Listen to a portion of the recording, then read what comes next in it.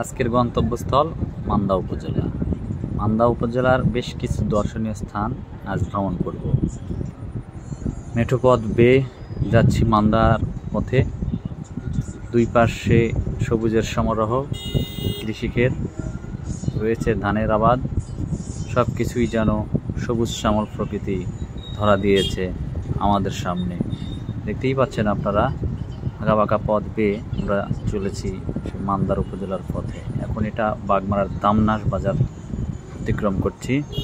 দামনাস পার হলেই আমরা পেয়ে যাব সেই মান্দার জোত বাজারের যে রাস্তা, সেটি। এখন আমরা সেই রাস্তাতেই আছি, চলে এসেছি জোত বাজার মোড়ে। আপনারা দেখতে পাচ্ছেন এই মোড়ের চারপাশের যে রাস্তা, অর্থাৎ চৌরাস্তা বলা চলে এক কথায়। দেখতেই পাচ্ছেন আপনারা, তবে বিভিন্ন দিকেই যাওয়া যায়। এখন এসেছি প্রসাদপুর বাজারে। প্রসাদপুর বাজারের মাঝখানে যে চিত্র দেখতে পাচ্ছেন, এটি হচ্ছে স্বাধীনতার যে চিত্র, অর্থাৎ মুক্তিযুদ্ধের যে চিত্র, সেটি। এইটি গোল চত্বর, আর গোল চত্বর দিয়ে এই রাস্তায় হচ্ছে আপনার নওগাঁ যে রোড, সেই রোডে যাওয়া যায়।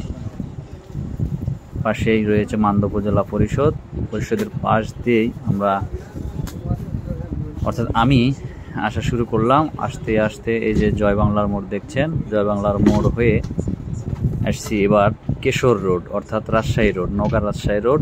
রাজশাহী রোডের মাঝখানে রয়েছে সবাইহাট।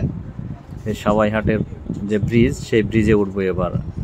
দেখতেই পাচ্ছেন অন্ধকার, আসলে সন্ধ্যার পরে ট্যুর করলাম, সে কারণে এখন আছি সবাইহাট ব্রিজের উপরে। শেষ করলাম নওগাঁর যে মহাসড়ক, সেটি। এখন ইন করলাম মোহনপুর উপজেলায়। মোহনপুরের যে কেশরহাট, সেই কেশরহাট এরই মধ্যে চলে এসেছি, আপনারা দেখছেন। এরপরেই প্রবেশ করলাম বাগমারায়। বাগমারার যে সীমানা, সেটি। এখন বাগমারার একদম সীমানা ঘেঁষে যে মোগাইপাড়া ব্রিজ, সেই ব্রিজের উপরে এখন রয়েছি। অনেক এনজয় করলাম। আসলে রাতের ট্যুর একটু ভয় ছিল, রাতে অনেক দুর্ঘটনাও ঘটে। ভালো থাকবেন সবাই।